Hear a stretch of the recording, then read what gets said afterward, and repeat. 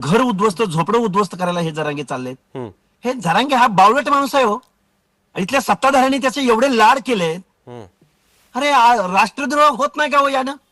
मुंबई मधली व्यवस्था बेकायदा वेठीस धरणारा माणूस, इथल्या मुख्यमंत्र्यांना शिव्या देणारा माणूस. मी काही भाजपचा कार्यकर्ता नाही बरं का.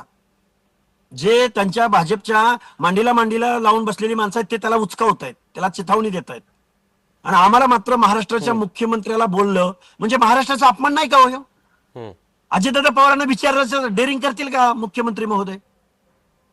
काय कळत नाही राहतो. सोळंकी नावाचा वयोवृद्ध आमदार, हा पंडित नावाचा आमदार मांडीला सरळ मांडी लावून अशा- कोण बसतात? पण हाकेजी तुम्ही आता जो आरोप करताय मांडीला मांडी लावून बसतात, नेमकं कोण बसतात? कोणावरती थेट रोख आहे तुमचा? अरे अजितदादा पवार नाहीत का उपमुख्यमंत्री पदावर?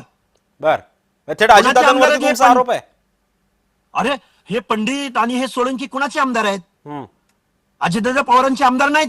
हम्म, बरं, निवडून आल्यावर तुम्हाला एखाद्या एखाद्या जातीच्या आंदोलनामध्ये आमदाराला असं सहभागी होता येतं? हम्म. बरं, व्हा तुम्ही न्याय मागणीसाठी तुम्ही सामील व्हा, आमची अडचण नाही. पण ओबीसीचं झोपडं उद्ध्वस्त होत असताना तुम्ही बेकायदा मागणीला पाठिंबा देताय, जाहीर पाठिंबा देताय, बॅनर लावून पाठिंबा देताय. अरे लाज वाटते असल्या आमदारांची आणि असल्या पक्षप्रमुखांची. मुख्यमंत्री महोदयावर, कॅप्टन वरती शिव्या देतोय हा माणूस. आणि अजितदादा पवार काय हो, पैशासाठी तुम्ही बसलाय मुख्यमंत्री महोदयांच्या मांडीला मांडी लावून? लाज वाटते. मुख्यमंत्री महोदय ओबीसी तुम्हाला माफ करणार नाहीत. कसला हो तुमचा डीएनए ओबीसी?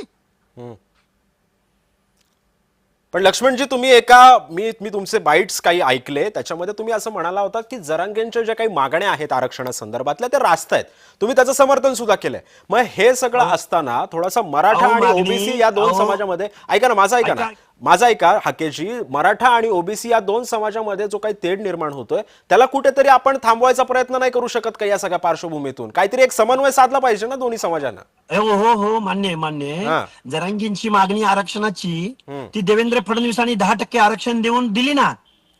त्याच्याही पलीकडे नरेंद्र मोदींनी परत ईडब्ल्यूएस वेगळं दिलंय 10%, इकॉनॉमिकल विकर सेक्शन. मग आता एवढं करून पण ह्यांना ओबीसी मधून काय आरक्षण पाहिजे? कारण गावगाड्यातला सरपंच सुद्धा ओबीसीचा यांना होऊ द्यायचा नाही, पंचायतीचा मेंबर होऊ द्यायचा नाही, नगरसेवक होऊ द्यायचा नाही. ओबीसीचं आरक्षण संपवण्याची कुटील राजनीती शरद पवार कोण करताय कुटील राजनीती? कोणावरती रोख आहे हाकेजी? तुम्ही धडाधड आरोप करताय, रोख कोणावरती आहे? अहो, शरद पवारांचा बजरंग सोनवणे नावाचा खासदार आहे की नाही? बजरंग सोनवणे असं करतायत असं तुमचं म्हणणं आहे?